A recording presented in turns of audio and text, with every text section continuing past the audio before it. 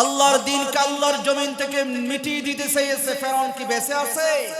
ফেরাউনের নাম নেওয়ার কেউ নাই, নমরুদ নাই। ইব্রাহিম আলাইহিস সালামকে শেষ করে দিতে চেয়েছে। আবু জেহেল রাসূলকে শেষ করে দিতে চেয়েছে। আবু জেহেল উতবা সাইবা দুনিয়া থেকে ধ্বংস হয়ে গেছে। রাসূলের পক্ষে ঈমানদাররা দাঁড়িয়ে গেছে। ঠিক কিনা বলে? যুগে যুগে যারা ইসলামের বিরুদ্ধে, আলেমদের বিরুদ্ধে যারা ষড়যন্ত্র করেছে, আল্লাহর জমিনে আল্লাহর দ্বীনকে যারা নিভিয়ে দিতে চেয়েছে, তারা জমিন থেকে পালিয়ে যেতে বাধ্য হয়েছে। এই জমিনে আল্লাহর দ্বীন ঠিকই টিকে আছে। ঠিক কিনা বলে? ঈমানদার হওয়ার জন্য আমাদেরকে ব্যবসা করতে হবে। আমরা যদি বলি আমরা সবাই ঈমানদার নাকি, সবাই বলবো ঈমানদার। প্রমাণ কি? এনআইডি কার্ড, জন্ম নিবন্ধন বের করে আপনি বলবেন হুজুর দেখেন আমার ধর্ম এখানে ইসলাম, মুসলমান, আমি ঈমানদার লেখা আছে। কিন্তু বন্ধু, আপনি যদি ঈমানদার হন, ঈমান আনার সাথে সাথে আল্লাহর সাথে আপনাকে ব্যবসা করা লাগবে।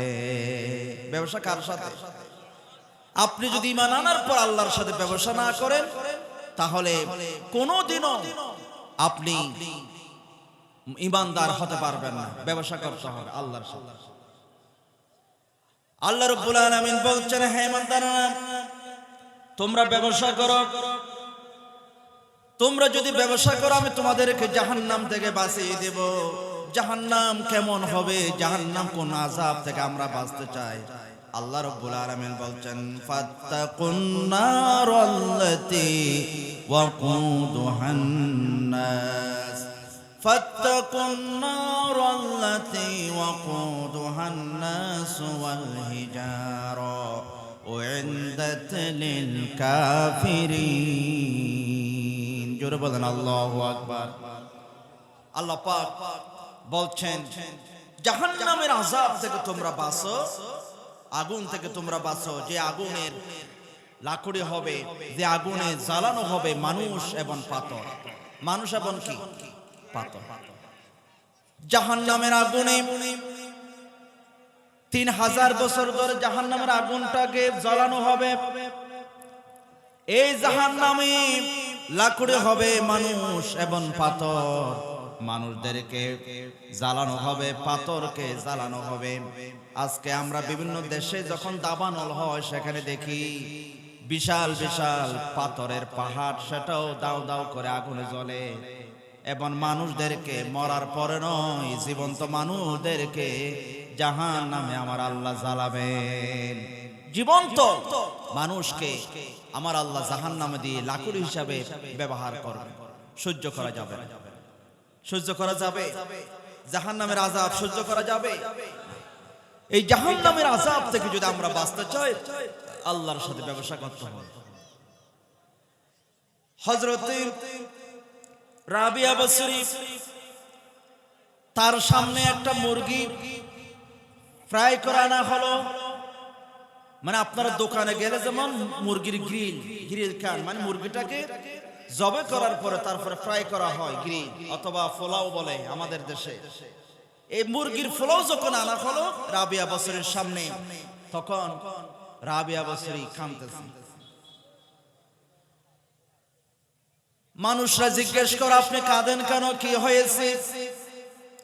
রাবিয়া বসরি বলেন, আমি কান্নার কারণটা হচ্ছে, দেখলাম এই যে মুরগি আমার সামনে আনা হলো, এই মুরগিটা আগে জবে করা হলো। জবে করার পর যখন মারা গেছে, তখন দেখলাম তারপরে এটাকে ফ্রাই করা হয়েছে, এটাকে আগুনে দেওয়া হয়েছে মরার পরে। কিন্তু কিয়ামতের দিন আল্লাহ রাব্বুল আলামিন মানুষদেরকে জাহান্নামে ফ্রাই করবেন, জাহান্নামে আগুনে জ্বালাবেন। এটা মরার পর নয়, জীবন্ত মানুষটাকে জাহান্নামে জ্বালাবেন। ঠিক কিনা? জীবন্ত মানুষকে জ্বালানো হবে, মরার পর নয়, একদম জীবন্ত। কয়লা হয়ে যাবে, আবার তোলা হবে, আবার কয়লা হয়ে যাবে। জীবন্ত মানুষগুলোকে জাহান্নামে লাকড়ি হিসাবে জ্বালানো হবে। ওয়াকুদুহান নাস, এটার এই জাহান্নামের লাকড়ি হবে মানুষ এবং পাথর। আমার মুসলমান ভাইরা, বাদশা হারুন রশিদের সময় বাহালুল নামক একজন পাগল আছে। পাগলটা একদিন মনে করেন যাচ্ছে, আপনাদের বাজারের কাজ দিয়ে যাচ্ছে, সব ছেলেরা খেলাধুলা করে, একটা ছেলে রাস্তার পাশে বসে বসে কাঁদতেছে, কি যেন চিন্তা করতেছে, খেলাধুলা করে না। বাহলুল তার কাছে যেয়ে জিজ্ঞেস করলেন, ছেলে সবাই তো খেলাধুলা করে, তুমি কেন খেলাধুলা করো না, কারণটা কি? তখন ছেলেটা বলতেছে, আল্লাহ তাআলা আফা হাসিবতুম আন্নামা খলাকনাকুম আবাসা, আল্লাহ আমাকে অনর্থক ভাবে খেলাধুলা করার জন্য পাঠাই নাই, আমার আল্লাহ আমাকে ইবাদত করার জন্য পাঠিয়েছেন। আচ্ছা বুঝলাম, তুমি কাঁদো কেন, চিন্তা কিসের চিন্তা করো? ছোট ছেলেটা বলতেছি, ও হুজুর, আমি আমার ঘরে আমার মাকে দেখেছি, যখন আমার মা রান্না করে আগুন জ্বালায় চুলার মধ্যে, আগে ছোট ছোট লাকড়ি গুঁড়ো, ছোট ছোট পাতাগুলো, ছোট ছোট লাকড়ি গুঁড়ো আগে চুলার মধ্যে দেয়, তারপর যখন দাও দাও করে জ্বলে তারপরে বড়টা দেয়। আমার ভয় লাগতেছে, আল্লাহ রাব্বুল আলামিন যদি জাহান্নামে ছোট ছোট আমাদেরকে যদি আগে দেন, আমাদেরকে দিয়ে যখন দাও দাও করে আগুন জ্বলবে, আবার এরপরে যদি বড়গুলাকে দেন, এই জন্য আমার বদলা লাগতেছে, না জানি আমার আল্লাহ আমাদেরকে ছোটদেরকে দিয়ে নাকি আগে জাহান্নাম নাকি উদ্বোধন করবেন কিনা, ভয় লাগতেছে। ও আমার মুসলমান ভাইরা, জাহান্নামের আযাব সহ্য করা যাবে না, কঠিন এই আযাব, বিশাল বিশাল বিশাল আকৃতির জাহান্নাম হবে, জাহান্নামীদের বড়ি হবে বিশাল আকৃতির। আল্লাহর নবী বলেছেন, দিরসুল কাফিরি আউনাবুল কাফিরি মিসলুহুদিন ওয়া গিলজু জিলদিহি মাসিরাতু সালাস। আল্লাহর নবী বলেছেন, জাহান্নামীদের যে দাঁত, এই দাঁতটা হবে উহুদ পাহাড় পরিমাণ হবে বড়। যেরকম নাউজুবিল্লাহ। জাহান্নামের শরীরটা, জাহান্নামীদের শরীর কত বড় হবে এটা বোঝার আগে রাসূল পাক বলেছেন, জাহান্নামীদের দাঁত, একটা দাঁত, এটা এক একটা উহুদ পাহাড় পরিমাণ হবে, এবং জাহান্নামীদের যে চামড়া, এই চামড়াটা 3 দিনের রাস্তা হবে। এত বিশাল আকৃতি করে আল্লাহ পাক জাহান্নামী মানুষকে দিবেন, যেন ভালো করে সে জাহান্নামের আযাব ভোগ করতে পারে, বড় করে দিবেন, ছোট না। ছোট হলো তো জাহান্নামের আযাব তেমন উনার উপরে পড়বেন, বিশাল আকৃতি করে জাহান্নামে আল্লাহ দিবেন। আমার নীলফামারীর মুসলমান ভাইরা, এই জন্য জাহান্নামের আযাব থেকে যদি আমরা বাঁচতে চাই, জাহান্নামের আযাব থেকে বাঁচতে চান তো সবাই? কারা কারা চান হাত তোলেন তো দেখি। আল্লাহ যারা হাত তুলেছি, আমাদেরকে জাহান্নামের আযাব থেকে তুমি বাঁচাইয়ে দিও, সকলে বলে আমিন। জাহান্নামের আযাব থেকে যদি বাঁচতে চান বন্ধুরা আমার, তাহলে ব্যবসা করতে হবে কার সাথে? খেয়াল করে আল্লাহ বলেন, ইয়া আইয়ুহাল্লাযীনা আমানু হাল আদুল্লুকুম আলা তিজারা, আমি কি তোমাদেরকে এমন একটা ব্যবসার কথা বলবো নাকি ইমানদাররা, বলবো নাকি? আমরা সবাই বলছি আল্লাহ বলেন বলেন। আল্লাহ বলেন, তুনজিকুম মিন আযাবিন আলীম, তোমরা যদি জাহান্নামের আযাব থেকে বাঁচতে চাও, আমার সাথে ব্যবসা করো, আমার সাথে ব্যবসা করলে আমি তোমাদেরকে জাহান্নাম থেকে বাঁচাবো। 1 নম্বর কারণ লাভ। এখন ব্যবসাটা কি? আল্লাহ তাআলা এরপর বলছেন, তুমিনুনা বিল্লাহি ওয়া রাসূলিহি, 1 নম্বরে আল্লাহর সাথে যদি ব্যবসা যেটা, সেটা হলো আল্লাহর সাথে, আল্লাহ এবং রাসূলের উপরে ঈমান আনা। 1 নম্বরে ব্যবসা ঈমান আনা। ঈমান বড় বিষয়। ঈমান যারা আনে তারা বুঝে চিন্তা আনে। ঈমান আনার পরে শুধু মুখে বললে হবে না, ঈমানের যে দাবিগুলো আছে, ঈমান আনার যে দাবিগুলো সেই যখন পূরণ করে, তখন তার উপরে জুলুম, নির্যাতন, হামলা মামলা হতে পারে, ঠিক কিনা বলে? যারা ঈমানের দাবিতে অটল ছিল, গত 15টা বছর ধরে তাদের উপরে হামলা হয়েছে, মামলা হয়েছে, ফাঁসির মঞ্চে যেতে হয়েছে, তারপর ঈমান থেকে তারা পিছু হটে নাই, ঠিক কিনা বলে? এটাই হচ্ছে ঈমান, পিছু হটা যাবে। আমার মুসলমান ভাইয়েরা, হযরত আসিয়া রাদিয়াল্লাহু তাআলা আনহা যখন ঈমান আনলেন, মুসা আলাইহিস সালাতু ওয়াস সালামের উপরে যখন ঈমান আনলেন, ফেরাউন বলল, ও আসিয়া, ঈমান ছেড়ে দাও, ঈমান ছেড়ে দাও, আমাকে তুমি খোদা মানো, তুমি তো রানী, আমাকে মারলে তোমার কোনো কিছুর অভাব হবে না।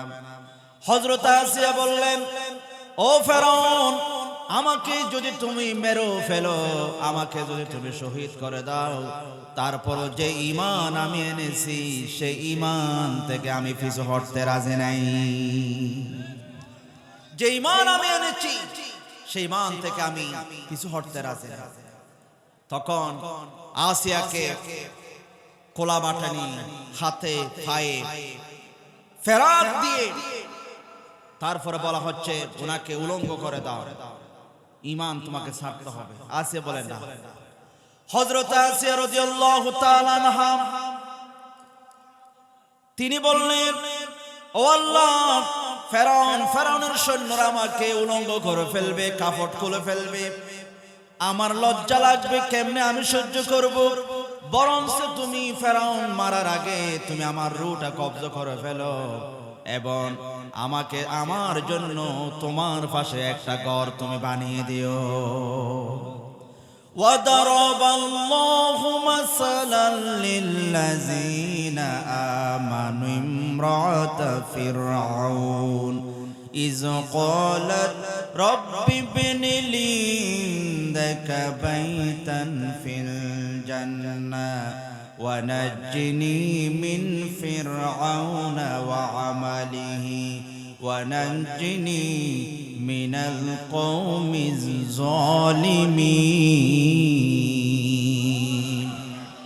আল্লাহ পাক বলছেন, وَضَرَبَ اللَّهُ مَثَلًا لِلَّذِينَ آمَنُوا امْرَأَتَ فِرْعَوْنَ। দৃষ্টান্ত দিচ্ছেন সূরা তাহরিমে ইমরাত ফিরআউন, ফেরাউনের স্ত্রী। কার স্ত্রী? ফেরাউনের স্ত্রী। এখানে একটা প্রশ্ন জাগে, আমার মা বোনরা পর্দার ভিতর থেকে আপনারা শুনতেছেন, অনেক মহিলা এসেছে, আপনাদের জন্য একটা শিক্ষা। আল্লাহ পাক চাইলে হযরত আসিয়ার বাপের নাম ধরে বলতে পারতেন, অমুকের মেয়ে আসিয়া, এটা বলতে পারতেন, কিন্তু এখানে ফেরাউনের স্ত্রী কেন বললেন? ফেরাউন তো জালেম, ফেরাউন তো সন্ত্রাস, ওনার নামটা নেওয়ার দরকারটা কি ছিল? এরকম প্রশ্ন আছে কি নেই? তার জবাব হচ্ছে আল্লাহ পাক বুঝাচ্ছেন, মেয়েদের পরিচয় হবে স্বামীর পরিচয়ে। স্বামী রিকশাওয়ালা, ঠেলাগাড়িওয়ালা, সেই পরিচয়ে মেয়েদেরকে বড় হতে হবে। বাপের বাহাদুরি দেখাইয়ে, বাপ শিল্পপতি, বাপ কুটুপতি, বাপের বাহাদুরি দেখানো যাবে না। মেয়ের পরিচয় হবে একমাত্র তার স্বামীর পরিচয়ে। ঠিক কিনা বলে? ইমরাত ফিরআউন। হযরত আসিয়া বললেন, ও রব্বুল আলামিন, ফেরাউন আমাকে মেরে ফেলবে, উলঙ্গ করে ফেলবে, আমাকে তুমি বাঁচাও, তোমার পাশে আমাকে একটা ঘর তুমি আমাকে বানিয়ে দিও, আমার জন্য তুমি বানিয়ে দিও। তুমি যদি আমার জন্য একটা ঘর বানিয়ে দাও, এটা আমার জন্য যথেষ্ট। আল্লাহ রাব্বুল আলামিন জান্নাতকে হযরত আসিয়ার জন্য আসিয়াকে জান্নাতে নিয়ে যায় নাই, বরং হযরত আসিয়া দুনিয়া থেকে যাওয়ার আগে পুরা জান্নাতটা আল্লাহ তাআলা হযরত আসিয়ার সামনে তুলে ধরেছেন। মালিক তুমি জান্নাতে, তোমার পাশে আমায় একটি ঘর বানিয়ে দিও, একটি ঘর বানিয়ে দিও। যেদিন কেহ আসবে না কোনো কাজে, যেদিন পাপী পাপের বোঝাই মরে বেলাজে, যেদিন কেহ আসবে না কারো কোনো কাজে, যেদিন পাপী পাপের বোঝাই মরে বেলাজে। ফুল সিরাত পার হতে গিয়ে পিছলে যাবে কত পথি, আবার কেহ পণ্য নিয়ে পার হয়ে যাবে ঠিক ঠিক। সে মহাদিনী মহাকণে, সে মহাদিনী মহাকণে পার করে দিও। মালিক তুমি জান্নাতে, তোমার পাশে আমায় একটি ঘর বানিয়ে দিও। সকলে বলে আমিন। আল্লাহর কাছে আমরা জান্নাত চাই, আল্লাহ তোমার পাশে একটা আমার জন্য ঘর বানিয়ে। এটার কারণ হলো যারা ঈমান এনেছে, ঈমান আনার পরে ঈমানের দাবিতে অটল থেকেছে, তাদেরকে যিনি জান্নাত দিবেন তিনি কে? আমার মুসলমান ভাইয়েরা, এই জন্য আল্লাহর সাথে ব্যবসা করতে হবে। আল্লাহ তাআলা বলেন, তুমিনুনা বিল্লাহি ওয়া রাসূলিহি, আল্লাহর জন্য এবং রাসূলের উপরে তোমরা ঈমান আনো। এটা বড় দাবি, এটা বড় চাওয়া, বড় পাওয়া, এটা হলো ব্যবসা। ওয়া তুজাহিদুনা ফি সাবিলিল্লাহ وتجاهدون في سبيل الله بأموالكم وأنفسكم। আল্লাহ পাক বলছেন, ঈমান আনার পরে দ্বিতীয় নম্বর আল্লাহর সাথে ব্যবসার জন্য যে কাজটা করতে হবে সেটা হলো জান এবং মাল দিয়ে আল্লাহর জন্য জিহাদ করতে হবে। জোরে বলেন, কার জন্য? আল্লাহর জন্য। সম্মানিত মুআজ্জিজ হাজিরিন,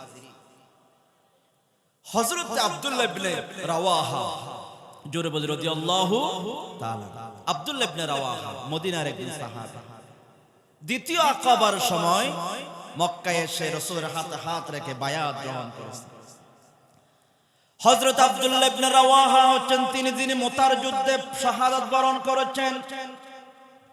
এই আব্দুল্লাহ ইবনে রাওয়াহা দ্বিতীয় আকাবার সময়, হজের সময় রাসূল পাকের কাছে এসে বায়াত গ্রহণ করলেন। ও রাসূল, আপনি মদিনার দিকে চলে আসেন, আমরা আপনার উপর ঈমান আনব, আপনাকে আমরা সহযোগিতা করব।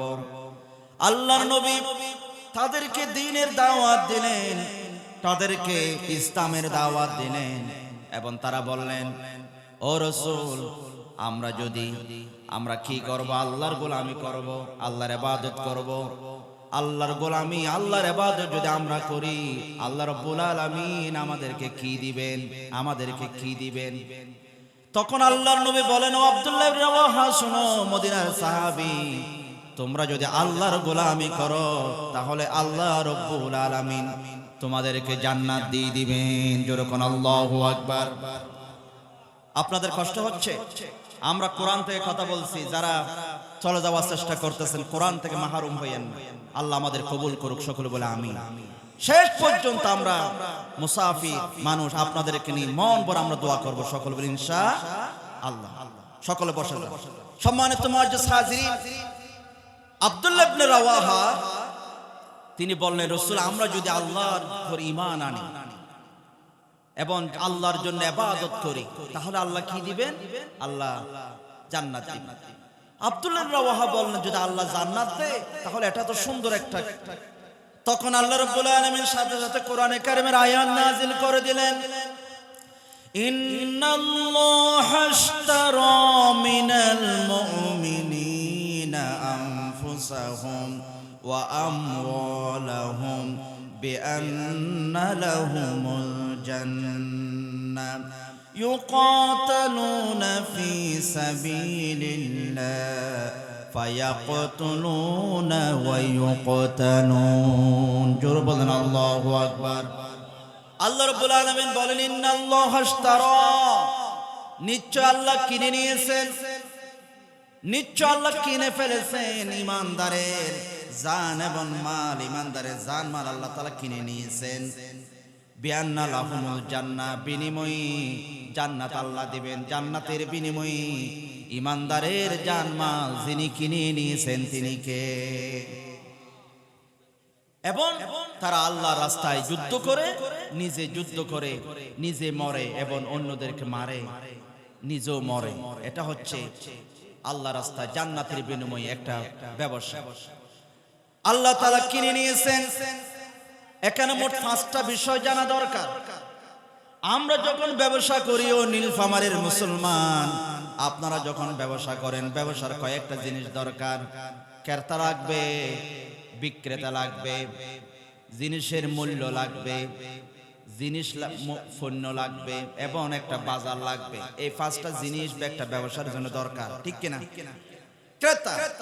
এখন আল্লাহ যে ব্যবসা বাণিজ্যের কথা বলছেন, ক্রেতাকে আল্লাহ বলে, ইন্নাল্লাহা আশতারা, নিশ্চয় আল্লাহ কিনে নিয়েছেন। এখন ক্রেতাকে আরো জোরে বলতে হবে, ক্রেতাকে। এমন একটা ব্যবসার কথা বলেছেন, আল্লাহ বলেন, আমি নিজে কিনবো আমি নিজে কিনে নিয়েছি। কার থেকে? বিক্রেতা হচ্ছেন ইমানদার, বিক্রেতা হচ্ছে ইমানদার। ইন্নাল্লাহা আশতারা মিনাল মুমিনিনা আনফুসাহুম ওয়া আমওয়ালাহুম। মাল হচ্ছে, পণ্য হচ্ছে ইমানদারের জান এবং মাল, এটা আমার আল্লাহ কিনে নিয়েছেন। বিআন্না লাহুমুল জান্নাহ, বিনিময়ে এই যে ক্রেতা কেনা বেচা, এটার মূল্য হচ্ছে জান্নাত।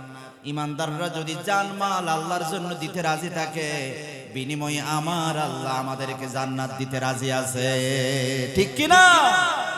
আল্লাহ পাক বিনিময়ে আমাদেরকে জান্নাত দিবেন, জান্নাত দিবেন। তাহলে বাজার হচ্ছে জিহাদের ময়দান, যুদ্ধের ময়দান, এটা হচ্ছে বাজার। আমার মুসলমান ভাইরা,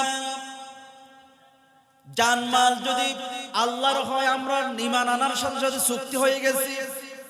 ঈমান আনার সাথে সাথে চুক্তি। আল্লাহ বলেন ঈমান যদি, ঈমানদার যদি হও, তাহলে জানমাল আমাকে বিক্রি করে দিতে হবে। আমরা বলেন ঠিক আছে, বিক্রি করে দিলাম। এখন জানমালের মালিক কে? আমি নাকি আল্লাহ? আল্লাহ। এই জানমালের মালিক কে? আল্লাহ। এখন আপনারা বলবেন জানমাল যদি আল্লাহর হয়, এখন কিনা বেচার কি দরকার? তার জবাব হলো, এই জানমাল আল্লাহর, কিন্তু আমাদের কাছে আল্লাহ রাখতে দিয়েছেন, আমাদের কাছে জমা রেখেছেন, এখতিয়ার দিয়েছেন। আমরা কি এগুলো আল্লাহর পথে খরচ করি নাকি অন্যায় পথে খরচ করি? 2 নম্বরে পরীক্ষা করার জন্য আমরা জানমাল এগুলা কি আল্লাহর জন্য খরচ করি কিনা, নাকি আল্লাহর সাথে আমরা বাটপারি করি, এটা পরীক্ষা করার জন্য আল্লাহ আমাদের কাছে জমা রেখেছেন। যেমন আপনারা বিকালবেলা যখন ঘর থেকে বের হন, তখন আপনার একটা ছেলে আছে 7 বছরের। ছেলেটা বলছে, আব্বু আমার জন্য কিছু সোনাবুট আনবা। মেয়েটা দূর আছে, আব্বু আমার জন্য সোনাবুট আনতে হবে। তখন আপনি বলছেন ঠিক আছে, সোনাবুট আনবো। রাত্রে 9টার সময় যখন আপনি আসতেছেন, আপনাদের ডাঙ্গারহাট এই যে স্টেশন, সেখান থেকে 2 জনের জন্য 10 টাকা করে সোনাবুট আপনি কিনলেন, 2টা প্যাকেট গুলো এনে ছেলেটাকে ডাকলেন, এইদিকে আসো। ছেলেটাকে দিলে, ছেলেটা খুব খুশি। মেয়েটাকে আপনি ওনার সোনাবুট দিলেন। কিছুক্ষণ পরে আপনি ছেলেটাকে বলেন, আব্বু আমাকে 2টা সোনাবুট দাও। ছেলেটা বলে, না এগুলো আমার সোনাবুট, আমি তোমাকে কেন দিব? তখন বাবা মাকে ডেকে বলছে, দেখো তোমার ছেলে আমার টাকা দিয়ে সোনাবুট কিনছি, ও নাকি এগুলো নাকি ও সোনাবুট। তোমার ছেলে কিন্তু খুব দুষ্ট, আমাকে সোনাবুট দেয়নি। মেয়েটাকে ডেকে বলছে, আম্মু আমাকে 2টা সোনাবুট দাও। মেয়েটা খুশি হয়ে গেছি, বাবার কোলে এসে বলছে, আব্বু ধরেন, যা মন চায় খান, এগুলো সব আপনার, আমি আপনাকে সোনাবুট দিলাম। বাবা খুশি হয়ে গেছে, মেয়েটাকে চুমা দিছে, সোনাবুট গুলা মাথায় নিছে। বলছে, আম্মু মূলত আমি সোনাবুট খাবো না, তোমাকে পরীক্ষা করার জন্য। মাকে বলছে, দেখো আমার মেয়েটা খুব ভালো, আমার সোনাবুট আমাকে দিচ্ছে। অনুরূপ ভাবে জানমাল আল্লাহ আমাদের কাছে জমা রেখেছেন। এটার অর্থ হলো আল্লাহ যখন চাইবেন আল্লাহকে দিতে হবে। যদি আল্লাহ চায়, যদি না দেন, তখন আল্লাহ বলবে আমার দেওয়া জানমাল তুই দিলি না, তুই একটা বাটপার, ঠিক কিনা? তুই মুনাফিক, তুই বাটপার, তুই আমার জিনিস আমাকে দিলি না, তোর মতো বাটপার আর নাই। হযরত ইব্রাহিম আলাইহিস সালাম পরীক্ষায় পাশ করেছেন। 100 বছর বয়সে সন্তান দিয়েছেন ইসমাইল। আল্লাহ বলেন, ও ইব্রাহিম তুমি কি তোমার সন্তানকে ভালোবাসো নাকি আমাকে ভালোবাসো? ইব্রাহিম বলে, আল্লাহ তোমাকে ভালোবাসি। তখন আল্লাহ বলেন, পরীক্ষা দিতে হবে, তোমার সন্তানকে তুমি রেখে আসো মরুভূমিতে। ইব্রাহিম আলাইহিস সালাম একটু চিন্তা করে নাই, সাথে সাথে নিজের সন্তান ইসমাইলকে এবং হাজরাকে মক্কার মরুভূমিতে রেখে আসলেন। বললেন, আল্লাহ দুনিয়ার সব কিছুর চেয়ে আমি আল্লাহকে তোমাকে ভালোবাসি, তোমাকে আমি ভালোবাসি। এটা হচ্ছে ঈমানের পরীক্ষা। এই জন্য ঈমানদার যারা, তাদের সাথে জানমাল কিনা বেচা হয়ে গেছে। এই জন্য আপনি মন চাইলে মরতে পারবেন না। এই জন্য ইসলামে আত্মহত্যা করা কি হারাম। আত্মহত্যা করা কি, কেন এগুলো মরবেন কেন? এই জানটা আপনার না, আল্লাহ যখন মন চাই নিবে, আপনি মরতে পারবেন না, এটা আল্লাহ। এই জন্য জান আবার খরচ, টাকা পয়সা, এগুলো আল্লাহ। এই জন্য আপনি যা মন চাই গান বাজার খরচ করা যাবে না। আজকের মসজিদের জন্য, মাদ্রাসার জন্য, মাহফিলের জন্য যখন চাইবে তখন আপনাকে দিতে হবে, কারণ এই মালের মালিককে। আর জোরে বলতে হবে, মালের মালিককে। আমার মুসলমান ভাইরা, হযরত আবু দাহদা রাদিয়াল্লাহু তাআলা আনহু রাসূল পাকের প্রিয় সাহাবী। হযরত আবু দাহদা রাদিয়াল্লাহু তাআলা আনহু রাসূল পাকের প্রিয় সাহাবী। তিনি কেমন ছিলেন, তার আমল কি ছিল? তিনি একদিন তিনি আল্লাহর সাথে এমন এক ব্যবসা করলেন, ব্যবসাটাতে আল্লাহ খুশি হয়ে গেলেন। মদিনার একজন এতিম ছেলে, এতিম মানে হচ্ছে যার মা নাই বাবা নাই, ছোট ছেলে, মা মারা গেছে, বাবা মারা গেছে, এতিম। মদিনার একজন এতিম ছেলে আরেকজন মুসলমানের সাথে একসাথে বাগান ছিল, বাগান। এতিম ছেলেটা চিন্তা করলেন, আমি আমার বাগানের মধ্যখানে একটা দেওয়াল দিয়ে দিব, মধ্যখানে একটা দেওয়াল দিয়ে দিব, বাগানের মধ্যখানে আমি একটা দেওয়াল দিয়ে ফেলবো। দেওয়াল দেয়া শুরু করলেন। যেতে যেতে আবু লুবাবা নামক একজন মুসলমান ছিলেন, ওনার একটা গাছ কাট হয়ে গেছে। ওনার একটা গাছ কাট হওয়াতে উনি এতিম মানুষটা সোজা করে একটা দেওয়াল দিতে পারতেছেন না, সোজা করে। তখন তিনি আবু লুবাবার কাছে যায় বললেন, ভাই আমি দেওয়ালটা দেওয়ার জন্য সোজা করে আপনি, আপনার একটা গাছ কাট হয়ে গেছে, আপনি এক কাজ করেন, গাছটা আমাকে দিয়ে দেন, বিক্রি করে দেন। গাছটা যদি আমাকে বিক্রি করে দেন আমি সোজা করে একটা দেওয়াল দেব। আবু লুবাবা বলে, না, আমার গাছ আমার থাকবে, তোমাকে কেন আমি দিব? বিক্রি করা যাবে না, দিব না তোমাকে। এতিম ছেলেটা চিন্তা করলো, আবু লুবাবা কারো কথা শোনে না, কিন্তু আবু লুবাবাকে একজনের কথা হয়তো শুনবেন, তিনি আখিরি জামানার পয়গাম্বর মুহাম্মদুর রাসূলুল্লাহ সাল্লাল্লাহু আলাইহি ওয়াসাল্লাম। রাসূলের কাছে যাই এতিম ছেলেটা বলল, রাসূল, আবু লুবাবার একটা গাছ আমার দেওয়ালে দেওয়াল দিতে পারতেছেন, বলেন আমাকে একটা গাছটা দেওয়ার জন্য, আমাকে বিক্রি করে দেওয়ার জন্য। আল্লাহর নবী আবু লুবাবাকে ডাকলেন। ডাকার পরে বললেন, ও আবু লুবাবা, তোমার গাছটা এতিম ছেলেটাকে তুমি দিয়ে দাও, অথবা তুমি বিক্রি করে দাও, ওনাকে গাছটা দিলে উনি দেওয়ালটা সোজা করতে পারবেন, তুমি গাছটা ওনাকে দিয়ে দাও। আবু লুবাবা বলেন, না না, আমার গাছ আমি ওনাকে দিব না, উনি যা মন চাই করুক, আমি ওনাকে গাছ দিব না। এখন আল্লাহর নবী চুপ হয়ে গেছে, না দিলে আমি কি করতাম? আল্লাহর নবী কোনো কথা বলে না। আল্লাহর নবী বলল, ও আবু লুবাবা, তুমি যদি এই এতিম ছেলেটাকে গাছটা দিয়ে দাও, তাহলে আমি নবীজি ঘোষণা করলাম কিয়ামতের দিন জান্নাতে তোমার জন্য আমি একটা গাছের জিম্মাদার হয়ে যাব। একটু জোরে বলেন সুবহানাল্লাহ। সুবহানাল্লাহ বলা এটা একটা কি ব্যবসা, কারণ যতক্ষণ সুবহানাল্লাহ বলবেন সাথে সাথে আল্লাহ পাক 90 টাকার সওয়াব দিবেন। যেরকম সুবহানাল্লাহ। আমার মুসলমান ভাইয়েরা, আমার মুসলমান ভাইয়েরা, এই জন্য আবু লুবাবা যখন বলল, লুবাবাকে যখন বলল তুমি একটা গাছটা দিয়ে দাও, তোমার জন্য জান্নাতে একটা গাছের জিম্মাদার আমি হয়ে যাব, তোমার জন্য একটা জান্নাতে গাছ পাবা তুমি। আবু লুবাবা বলেন, না, জান্নাতে গাছের বিনিময়ে আমি গাছটা দিব না। কেমন ঠেরা মানুষ দেখেন, দিচ্ছে না, কোনো কিছু হচ্ছে না। হযরত আবু দাহদা রাদিয়াল্লাহু তাআলা আনহু শুনেছেন, ও রাসূল, আমি যদি আবু লুবাবা থেকে গাছটা কোনো মতে নিয়ে দিতে পারি, তাহলে জান্নাতে আল্লাহ তাআলা আমাকে গাছ দিবে নাকি? রাসূল বলেন, আবু দাহদা, তুমি যদি গাছটা নিয়ে দিতে পারো, তোমার জন্য আল্লাহ জান্নাতে গাছ রেডি করে রাখবে। আবু দাহদা বলল, এই লুবাবা এদিকে আসো, কথা শুনো। কি কথা? আমার মদিনার মধ্যে শ্রেষ্ঠ একটা বাগান আছে মদিনায়, আমার বাগান, শ্রেষ্ঠ বাগান, সুন্দর বাগান, এবং বাগানের খেজুরগুলো শ্রেষ্ঠ, মধু মত মজা। এবং এখানে একটা গড় আছে। আবু লুবাবা এখানে একটা গড় বানিয়েছে। বলল, আবু দাহদা একটা গড় বানিয়েছে। আবু লুবাবাকে বলছে, এই লুবাবা, আমি যদি তোমাকে আমার বাগানটা দিয়ে দিই, তুমি কি ওই গাছটা আমাকে দিয়ে দিবা? আবু লুবাবা চিন্তায় পড়ে গেল, কিরে বেকুব নাকি তুমি? তোমার বাগানটা কোটি টাকার মালিক, আর আমার একটা গাছ। সত্যি বলছো? হ্যাঁ সত্যি। এই তোমরা সাক্ষী থাকো, উনি আমাকে বাগানটা দিবে, বিনিময়ে আমি ওনাকে গাছটা দিয়ে দেব। হ্যাঁ। হযরত আবু দাহদা বললেন, তুমি আমাকে গাছটা দিয়ে দাও, বিনিময়ে তুমি আমার পুরো বাগানটা নিয়ে নাও, মদিনার শ্রেষ্ঠ বাগান। সবার সামনে তিনি বাগানটা দিয়ে দিলেন। আবু লুবাবা ওনাকে গাছটা দিয়ে দিলেন। গাছটা দিয়ে দিলেন।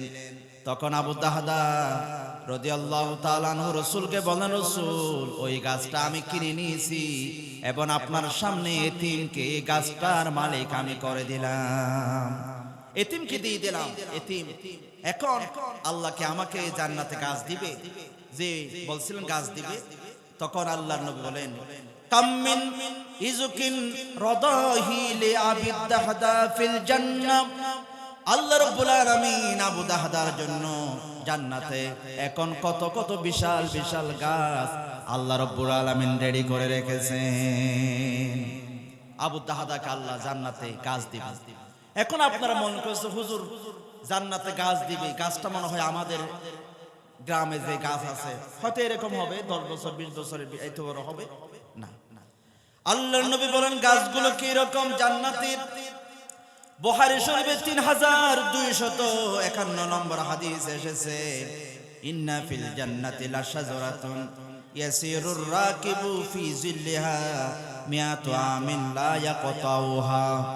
আল্লাহর নবী বলেন জান্নাতি একটা গাছ হবে, গাছটা কত বড় এটা বলে নাই, বরং গাছের যে ছায়া হবে, জিল্লিহা গাছের যে ছায়া হবে, এই ছায়াটা অতিক্রম করতে একটা ঘোড়া নিয়ে মানুষ দ্রুতগামী ঘোড়া নিয়ে দৌড়া শুরু করবে, 100 বছর পর্যন্ত দৌড়বে, তারপর ওই গাছের ছায়া শেষ হবে না। গাছের ছায়া অতিক্রম করতে 100 বছর লেগে যাবে একটা দ্রুতগামী ঘোড়া। তাহলে গাছটা কত বড়, এত বড় বিশাল বিশাল গাছ আল্লাহ জান্নাতে রেডি করে রেখেছে। গাছগুলো হবে জান্নাতে, জান্নাতের গাছগুলো হবে স্বর্ণের, রূপার, ওয়ারাকুহা মিন যাহাবিন, গাছের ডালগুলো হবে স্বর্ণের এবং এই স্বর্ণের ডাল থেকে খেজুর বের হবে জান্নাত। হযরত আবু দাহদা রাদিয়াল্লাহু তাআলা আনহু ঘরে চলে গেলেন, দরজায় যাইয়া নক দিলেন, স্ত্রীকে ডেকে বলল, আমার স্ত্রী ঘর থেকে বেরিয়ে যাও, ঘর থেকে বেরিয়ে যাও। আবু দাহদার স্ত্রী বললেন, উম্মে দাহদা বললেন, কি হয়েছে, আপনি ঘরে আসেন না কেন, ঢুকেন না কেন? আবু দাহদা বলে, এই বাগানটা আমার নাই, এই বাগানটা আমি একজনের কাছে বিক্রি করে দিয়েছি। উম্মে দাহদা বলেন, কে নিয়েছে আপনার বাগানটা, এত দামি বাগান, কে কত টাকা দিয়েছে? তখন আবু দাহদা বলেন, ও স্ত্রী, সন্তানদেরকে নিয়ে বেরিয়ে যাও, আমি আর এখানে ঢুকবো না।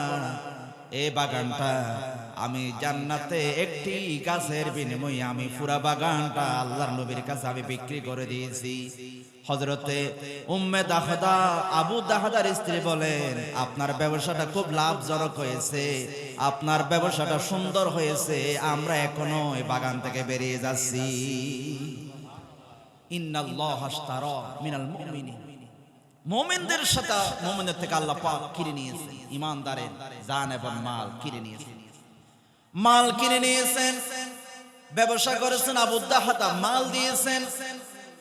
আবু দাহদা রাদিয়াল্লাহু তাআলা আনহু জানও দিয়েছেন। কিভাবে দিয়েছেন? উহুদের প্রান্তরে কাফেররা যখন আল্লাহর নবীর উপর আক্রমণ শুরু করলো, আল্লাহর নবী আঘাতপ্রাপ্ত হয়ে যখন একটা গর্তের মধ্যে পড়ে গেলেন, গর্তের মধ্যে যখন পড়ে গেলেন, কাফেররা ছড়িয়ে দিল, কদ কুতিলা মুহাম্মদ, মুসলমানদের নবী মুহাম্মদ আর নাই, মুহাম্মদ দুনিয়া থেকে বিদায় হয়ে গেছে, মুসলমানদের আর কেউ নেই।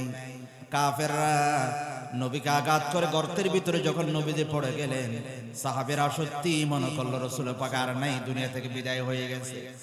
সাহাবীরা ছত্রভঙ্গ হয়ে গেছে উহুদের যুদ্ধে। সাহাবীরা যার যার মতো করে তরবারি রেখে দিলেন। হায়রে, যেই নবীর জন্য যুদ্ধ করলাম, ইমানদার হলাম, মুসলমান হলাম, সেই নবী যদি না থাকে আমরা থেকে লাভটা কি? সাহাবীরা যুদ্ধ বন্ধ করে দিল। কাফেররা খালিদ বিন ওলীদের নেতৃত্বে চতুর্মুখী আক্রমণ শুরু করলো, রাসূলের পাকের দিকে আক্রমণ করা শুরু করলো। আল্লাহর নবী এভাবে গর্ত থেকে মাথা তুলবেন। আবু দাহদা বললেন, ও রাসূল, আপনি মাথা তুলবেন না, আপনি নিচু করে থাকেন, কাফেররা তীর মারতেছে, আপনাকে রক্ষার জন্য সমস্ত তীরগুলো আমার বুকের মধ্যে আমি জড়াইয়ে নিব, তারপর আপনার গায়ে আমি একটা তীর লাগতে দেব না। নবী, আপনি নিচু করে থাকেন, তীর আমার গায়ে লাগো, আপনার গায়ে যেন তীর না লাগে। আবু দাহাদা দেখলেন সাহাবীরা সব চলে যাচ্ছে, যুদ্ধ না করে, রাসূল নাই। এই জন্য আবু দাহাদা উঠলেন, উঠার পরে সাহাবীদেরকে ডাক দিলেন, ও আমার সাহাবীরা, ও আমার বন্ধুরা, ইয়া মাশারাল আনসার, ইন কানা মুহাম্মাদুন কদ কুতিলা ফাইন্নাল্লাহা হাইয়ুন লা ইয়ামুত ফাকাতিলু আন দীনিকুম ফাইন্নাল্লাহা মুযকিরুকুম আল্লাহ তাআলা ওয়া ইউনসিরুকুম। হযরত আবু দাহাদা ডাক দিল, কুরাইশ আনসারীরা, ও সাহাবীরা, তোমরা মনে করছো রাসূল নাই, রাসূল না থাকলে তোমরা যুদ্ধ বন্ধ করে দিবা। তোমরা তো শুধু রাসূলের জন্য যুদ্ধ করো না, রাসূল দুনিয়া থেকে বিদায় হয়ে যেতে পারে, কিন্তু যে আল্লাহর জন্য যুদ্ধ করো সে আল্লাহর কোনো মরণ নাই, সে আল্লাহ জীবিত, সে আল্লাহর জন্য তোমাদেরকে টিকে থাকতে হবে, ঠিক কি না? রাসূল না থাকলে পরে তোমরা যুদ্ধ বন্ধ করে দিবে, এটা হতে পারে না। বরং আজ যে আল্লাহর জন্য, যে আল্লাহর দ্বীনকে আল্লাহর জমিনে কায়েমের জন্য তোমরা যুদ্ধ করো, সে আল্লাহর মরণ নাই, সে আল্লাহ তো জীবিত, সে আল্লাহর জন্য তোমাদেরকে যুদ্ধ করতে, আল্লাহ বিজয় দিবে। এটা যখন বলছে সাহাবীরা বলছে, আসলে তো আমরা শুধু রাসূলের জন্য তো না, আল্লাহর জন্য তো আমরা যুদ্ধ করি, আল্লাহ তো আছে। তখন সাহাবায়ে কেরামরা আবু দাহদার নেতৃত্বে কয়েকজন সাহাবী খালিদ বিন ওয়ালিদের বিরুদ্ধে দাঁড়িয়ে গেলেন। খালিদ বিন আল্লাহর সাথে তিনি কেনা বেচা করেছেন, ইন্নাল্লাহা আশতারা মিনাল মুমিনিনা আনফুসাহুম ওয়া আমওয়ালাহুম বিআন্না লাহুমুল জান্নাহ। জোরে বলেন, বিআন্না লাহুমুল জান, এবং মালের বিনিময়ে যারা আল্লাহর সাথে কেনা বেচা করে, আল্লাহ পাক বিনিময়ে তাদেরকে জান্নাত দিবেন, বিনিময়ে। সম্মানিত মুআজ্জিজ হাজিরিন, এই জন্য আল্লাহ তাআলা বলছেন, আল্লাহ তাআলা বলছেন, এমন একটা ব্যবসা আল্লাহর সাথে তোমরা করো যে ব্যবসার মধ্যে কোনো লস নাই, ব্যবসার মধ্যে কোনো লস নেই। এই যে আপনারা বসেছেন, যদিও মনে হচ্ছে ঠান্ডা, উত্তরবঙ্গে ঠান্ডা বেশি, তারপরে যে আপনারা এত কোরআনের আওয়াজ দূর শুনতেছেন, কথা শুনতেছেন, আপনাদের কোনো লস আছে? আরো জোরে বলতে হবে, কোনো লস আছে? লস থাকলে বলেন, লস নেই। যতক্ষণ বসবেন, যতক্ষণ তাকবীর দিবেন, যতক্ষণ সুবহানাল্লাহ বলবেন, ততক্ষণ যিনি সওয়াব দিবেন তিনি কি? আল্লাহ রাব্বুল আলামিন বলছেন, আমি ব্যবসার কথা বলছি, তিনটা ব্যবসা দেখাই দিয়েছি তোমাদেরকে, কোনো লস নাই। দুনিয়ার ব্যবসায়ীরা ব্যবসা করলে লস আছে, লসের সম্ভাবনা আছে, লাভ হতে পারে, লস হতে পারে, কিন্তু আল্লাহ তাআলা বলেন, আমার সাথে যে ব্যবসা করবা এই ব্যবসার মধ্যে কোনো লস নাই। ইন্নাল্লাযীনা ইয়াতলুনা কিতাবাল্লাহ ওয়া আকামুস সালাত ওয়া আনফাকু মিম্মা রাযাকনাহুম সিররান ওয়া আলানিয়া ইয়ারজুনা তিজারাতান লান তাবুর। জোরে বলেন আল্লাহু আকবার। আল্লাহ তাআলা তিনটা ব্যবসা আমাদেরকে দেখিয়ে দিচ্ছেন। জোরে বলেন, কয়টা? তিনটা।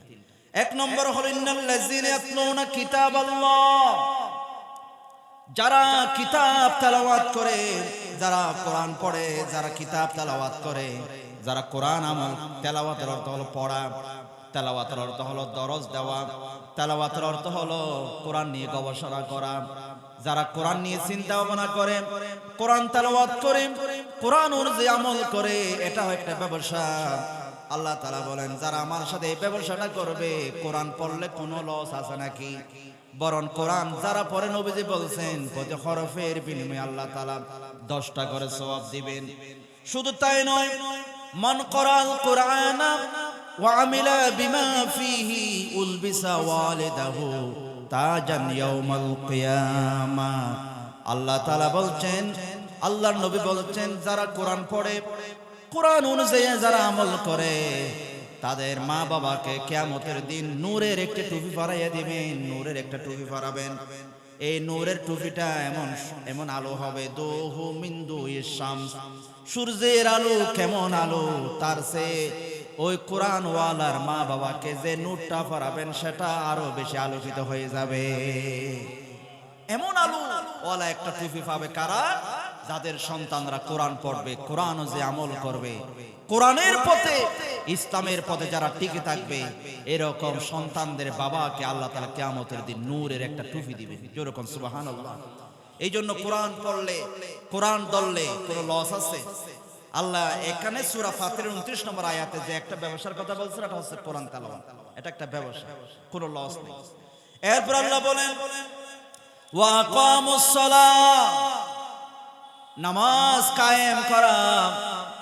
এই নামাজ কায়েম করার জন্য আপনাদের এই মসজিদ শহীদ স্মৃতি জামে মসজিদ নামাজ কায়েম করা। নামাজ পড়েন, কোরআনে কারিমে আল্লাহ বলেন নামাজ পড়াটা বলে নাই, বরং নামাজ কায়েমের কথা বলেছেন। নামাজ কায়েম করতে গেলে নামাজ পড়া দরকার আছে না নাই? উনি যদি নামাজের কথা বলে আগে নিজেকে পড়তে হবে। এই জন্য আল্লাহ বলছেন আকামুস সালাহ, নামাজ কায়েম করো। নামাজ কায়েম করলে নিজেও পড়বে, অন্যকে পড়ার জন্য উৎসাহিত করবে। সমাজের মানুষ যেন নামাজ পড়ে এটার জন্য দাওয়াত দিবে। এটার নাম হচ্ছে নামাজ কায়েম করা। আজকে নামাজ পড়ার অভাব, লোকের অভাব নাই, কিন্তু নামাজ কায়েমের পক্ষে মানুষ নাই। আপনি নামাজ পড়লে আপনাকে কেউ বাধা দিবে না, আপনাকে হাদিয়া দিবে। নামাজ পড়লে হুজুর হাদিয়া নেন, অসুবিধা নেই। কিন্তু আপনি যখন নামাজ কায়েমের কথা বলবেন, আপনার বিরুদ্ধে জেল জুলুম হামলা মামলা হতে পারে। ঠিক কিনা বলে? নামাজ কায়েম করা এটা কঠিন একটা দাওয়াত দেওয়া নামাজের পক্ষে। বন্ধুরা আমার, এই নামাজ কায়েম, আপনি যখন একজনকে নামাজি বানালেন লাভ কি? উনি যদি নামাজ পড়ে, উনি যদি ভালো পথে চলে, আপনি বসে বসে ফ্রিতে উনি যত আমল করবে সমস্ত আমলের সওয়াব আপনার আমল নামায় যিনি যোগ করে দিবেন তিনি কে? এই জন্য আল্লাহ বলছেন না, এটা হচ্ছে একটা ব্যবসা, এটা একটা ব্যবসা। এরপরে وأنفقوا مما رزقناهم سرا وعلانية। 3 নম্বর ব্যবসা হচ্ছে প্রকাশ্যে আর গোপনে আল্লাহ রাস্তায় দান করা। এটা হচ্ছে ব্যবসা। কারণ আল্লাহ তাআলা বলছেন কেউ যদি একটা টাকা দান করে, আল্লাহ রাব্বুল আলামিন সেই টাকাটাকে বড় করে, আপনারা যেমন ছোট থেকে গরু ছাগলকে লালন পালন করেন, আপনার দানগুলো আল্লাহ রাব্বুল আলামিন এমন ভাবে বড় করেন, কিয়ামতের দিন আপনি দেখবেন বিশাল উহুদ পাহাড় পরিমাণ সওয়াব আপনার সামনে হাজির হয়ে গেছে। এগুলো একটা ব্যবসা। আল্লাহ তাআলা বলছেন ইয়ারজুনা তিজারাতান লান তাবুর। এটা এই ব্যবসাগুলো করে কারা? যারা লস ছাড়া, কোনো ক্ষতি ছাড়া যারা ব্যবসা করতে চায়, এটা হচ্ছে তাদের জন্য একটা ব্যবসা। সম্মানিত মুআজ্জিজ হাজিরিন, আমরা ব্যবসার কথা বলছিলাম, ব্যবসার প্রস্তাব দিচ্ছেন স্বয়ং আল্লাহ। আল্লাহ রাব্বুল আলামিন বলেন ইয়া আইয়ুহাল্লাযীনা আমানু হাল আদুল্লুকুম আলা তিজারা তুনজিকুম মিন আযাবিন আলীম তুমিনুনা বিল্লাহি ওয়া রাসূলিহি ওয়া তুজাহিদুনা ফি সাবিলিল্লাহ বিআমওয়ালিকুম ওয়া আনফুসিকুম যালিকুম খায়রুল লাকুম ইন কুনতুম তা'লামুন ইয়াগফির লাকুম যুনুবাকুম। যদি আমরা আল্লাহর সাথে ব্যবসা করি, আমাদেরকে আল্লাহ রাব্বুল আলামিন আমাদের গুনাহগুলো maaf করে দিবেন। ইয়াগফির লাকুম যুনুবাকুম ওয়া ইউদখিলকুম জান্নাত, এবং আল্লাহ রাব্বুল আলামিন আমাদেরকে জান্নাতের মালিক বানিয়ে দিবেন। আমরা যদি আল্লাহর সাথে ব্যবসা করি, আমাদেরকে যিনি জান্নাতের মালিক বানাবেন তিনি কে? আল্লাহ। জান্নাতের মালিক আমরা হতে চাই কি চাই না? আরো জোরে বলেন, চাই। জান্নাতের মালিক। জান্নাত কেমন হবে? এই জান্নাতে কোনো দুঃখ নাই, সুখ আর সুখ। এই বাগান একটা জান্নাতের বাগান। আল্লাহর নবী বলেছেন, আল্লাহ তাআলা বলেছেন, এটাকে সূরা হাদিসে কুদসি বলা হয়, আ'আদাতু লিইবাদিয়াস সালিহিন।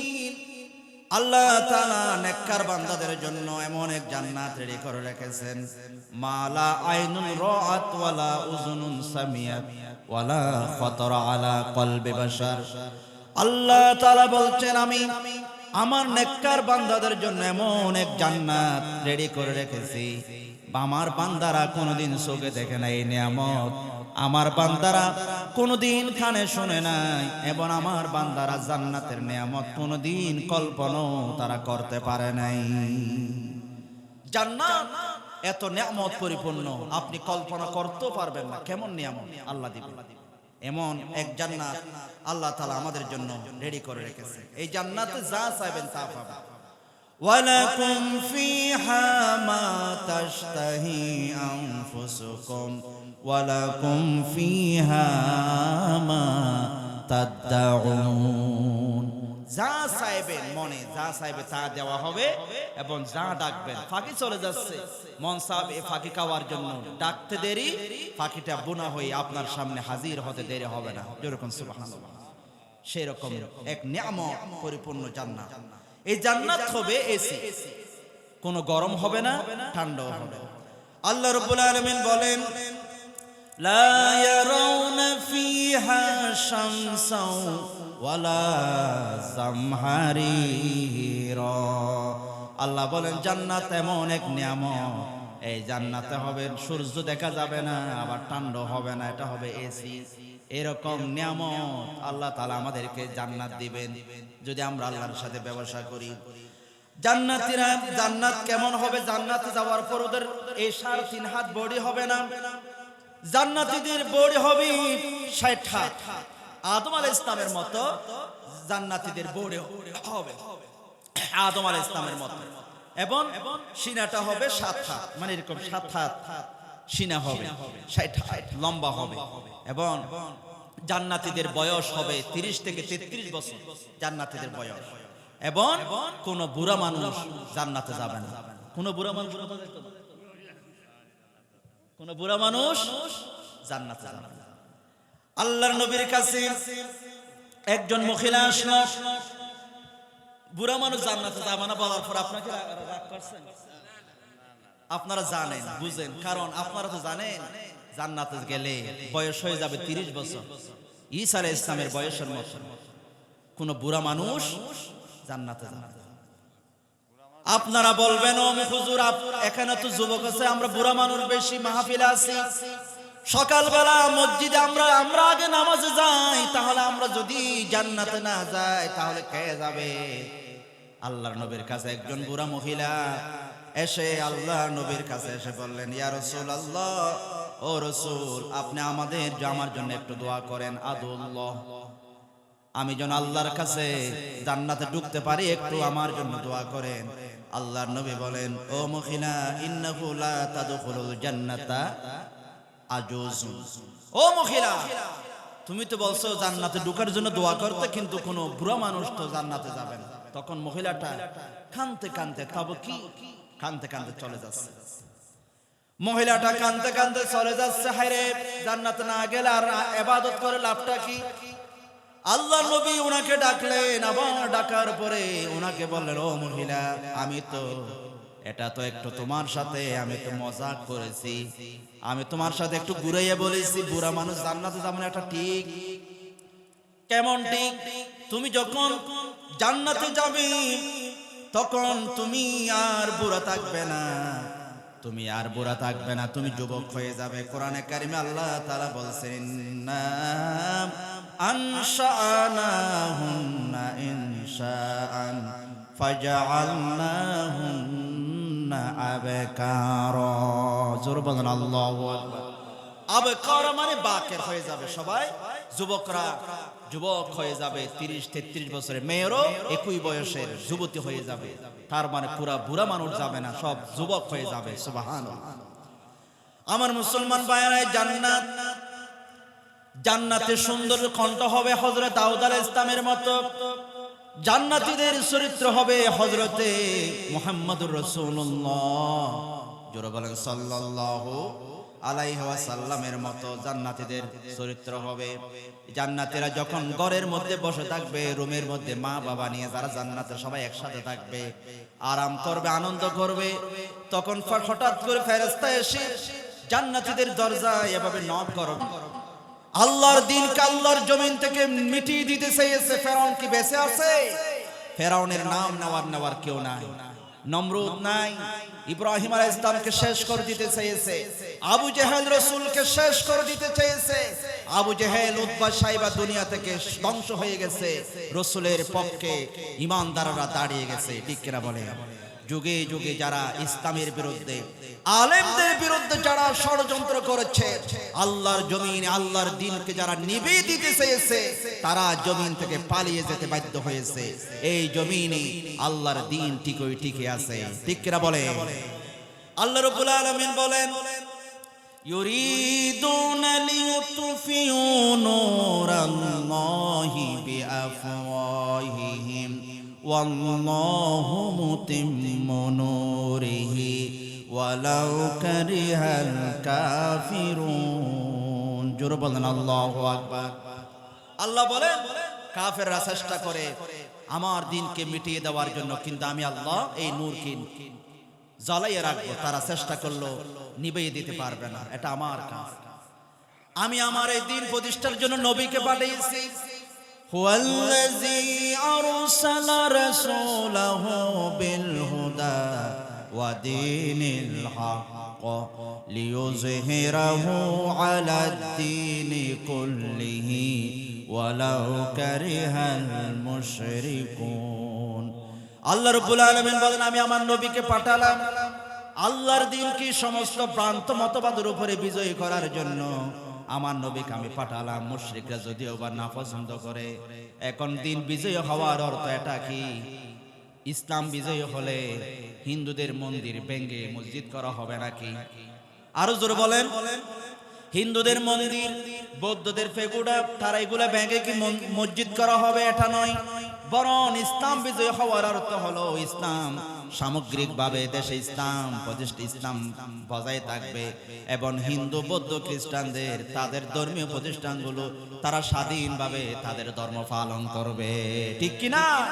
এটাই হচ্ছে লিউযহিরু আলাদ দীন কুল্লি। এটা নবীর কাজ। এখন নবী না, এই দায়িত্ব এসেছে আলেমদের উপরে এবং আপনাদের উপরে, নীলফামারীর মানুষ মুসলমানদের উপরে দায়িত্ব হচ্ছে আল্লাহর দ্বীন কায়েমে সাহায্য করা। এই জন্য আল্লাহ রাব্বুল আলামিন বলেন, ইয়া আইয়ুহাল্লাযীনা আমানু কুনু আনসারাল্লাহ, তোমরা আল্লাহর সাহায্যকারী হয়ে যাও। আল্লাহর সাহায্যকারী হয়ে যাওয়ার অর্থ হলো আল্লাহর দ্বীন প্রতিষ্ঠায় তোমরা সাহায্য করো। আল্লাহর দ্বীনের জন্য যখন আপনি কাজ করবেন, মূলত আপনি কারো কাজ করবেন না, আপনি সরাসরি আল্লাহর জন্য আপনি কাজ করবেন। ঠিক কিনা? আপনি যখন আল্লাহর দ্বীন প্রতিষ্ঠায় কাজ করবেন, আল্লাহ পাকের আপনি বন্ধু হয়ে যাবেন, আল্লাহর বন্ধু হয়ে যাবেন। আর যখন আপনি আল্লাহর বন্ধু হয়ে যাবেন, আপনার কোনো ভয় নাই, কোনো টেনশন নাই। আলা ইন্না আউলিয়া আল্লাহি লা খাউফুন আলাইহিম ওয়ালা হুম ইয়াহজানুন। যারা আল্লাহর বন্ধু হয়ে যায় তাদের কোনো ভয় নাই, কোনো চিন্তা নাই, কোনো টেনশন নাই। শুধু কাজ করে আর কাজ করে আল্লাহর দ্বীনের জন্য, কারণ তারা বন্ধু কার? এখন আল্লাহ বলেন, কেউ যদি আমার দ্বীনের জন্য যারা কাজ করে তাদের সাথে যদি কেউ শত্রুতা করে, তাদের জন্য কেউ যদি দুশমনি করে, আমি আল্লাহ রাব্বুল আলামিন তাদের সাথে যুদ্ধ করব। মান আদালি ওয়ালিয়ান ফাকাদ আযানতাহু বিল হারব, যে আমার বন্ধুদের সাথে যারা দুশমনি করবে, আমি আল্লাহ রাব্বুল আলামিন সরাসরি তাদের সাথে যুদ্ধ করব। এই জন্য যারা আলেমদেরকে ফাঁসি দিয়েছে, আলেমদেরকে নির্যাতন করেছে, জুলুম করেছে, কারণ তারা আল্লাহর বন্ধুদের সাথে দুশমনি করেছে, আমার আল্লাহ তাদের বিরুদ্ধে যুদ্ধ করেছেন, তারা এই জন্য এই জমিনে টিকে থাকতে পারে নাই। ঠিক কিনা? আরো জোরে বলেন ঠিক কিনা? যারা ইসলামের বিরুদ্ধে দাঁড়িয়ে গেছে তারা টিকে থাকতে পারে নাই। যুগে যুগে ফেরাউন, নমরুদ তাদের ধ্বংস হয়েছে। ইসলামের বিরুদ্ধে যারা দাঁড়িয়ে যাবে তাদেরকে যিনি ধ্বংস করবেন তিনি কে? কারণ তুমি যাদের বিরুদ্ধে লেগেছো ওদের রক্ত খেয়ে তুমি আনন্দ করো, মিষ্টি খাও, তাহলে তুমি বুঝছো তোমার সাথে আল্লাহ যুদ্ধ করবেন, আল্লাহর সাথে তুমি টিকতে পারবে না। বন্ধুরা আমার, তাহলে আমাদের আল্লাহকে সাহায্য করার অর্থ হলো আল্লাহর দ্বীনের পথে আমাদেরকে অটল থাকা। ঠিক কিনা বলেন? হামলা আসবে, মামলা হবে, আপনাকে কোটি টাকা দেওয়া হবে, তারপর আল্লাহর দ্বীন থেকে দূরে সরে যাওয়া যাবে না। বন্ধুরা আমার, আমি এই জন্য বলছিলাম আল্লাহর সাথে ব্যবসার অর্থ হলো যদি ব্যবসাটা করি আমাদেরকে জাহান্নাম থেকে যিনি বাঁচাবেন তিনি কি? এই ব্যবসাটা করলে পরে আমাদেরকে যিনি জান্নাত দিবেন তিনি কে? এই ব্যবসাটা করলে পরে আমাদের গুনাহগুলো যিনি মাফ করে দিবেন তিনি কে? এবং আমাদেরকে জান্নাত দিবেন, এটা হচ্ছে আল্লাহর ওয়াদা। সম্মানিত মুআজ্জাজ হাজিরিন, অনেকক্ষণ হয়ে গেল আপনারা এতক্ষণ বসে আছেন, আমার মা বোনরাও পর্দার ভিতরে বসে আছে। মা বোনদেরকে নিয়েও কিছু কথা বলা দরকার, কারণ তারা মাঝে মধ্যে হয় আমাদের সরকার, ঠিক কিনা? এমন জ্বালা জ্বালায় পুরুষদেরকে জ্বালায় পোড়ায় খায়। এই জন্য মা বোনরা আপনারা হচ্ছেন সম্মানের বস্তু। আপনাদেরকে ইহুদি খ্রিস্টানরা আপনাদেরকে ঘর থেকে বাহির করতে চায়, পর্দাহীন করতে চায়, আপনাদেরকে বের করে। মূলত তারা যদি বলে নারী স্বাধীনতা, নারী স্বাধীনতা, মূলত তারা নারী স্বাধীনতার নামে তারা আপনাদেরকে স্বাধীনতা দিতে চায় না, তারা আপনাদেরকে ভোগ করতে চায়, ঠিক কিনা বলেন? আরো জোরে বলেন ঠিক কিনা?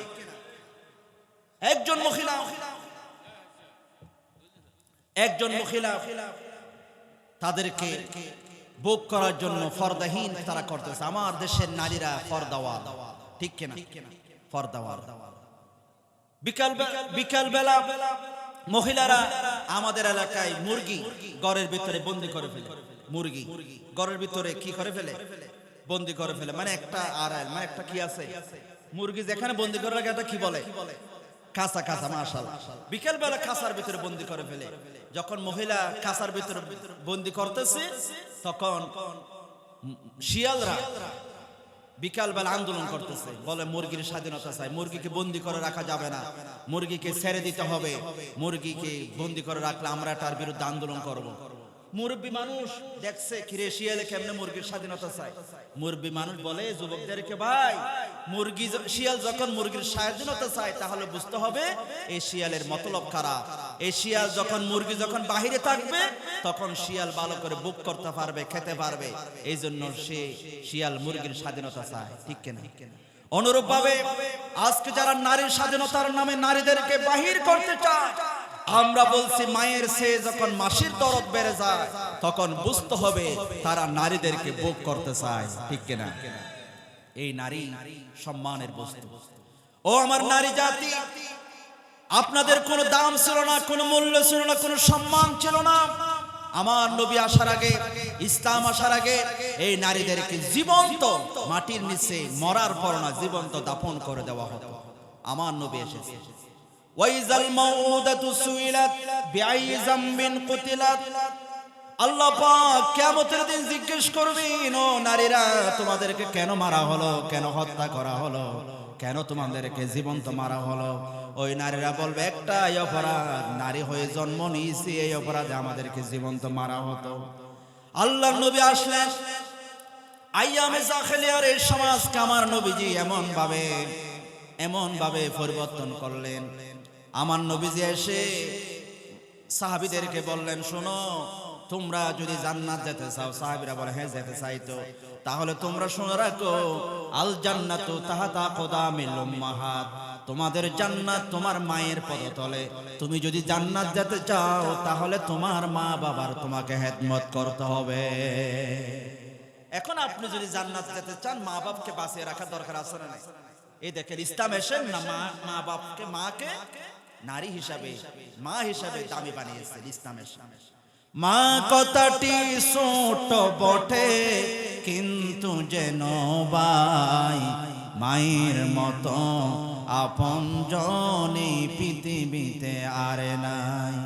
দিও না কো মায়ের মনে ব্যথা বেদনা, আল্লাহর নবী নারাজ হবেন সোনার মদিনা।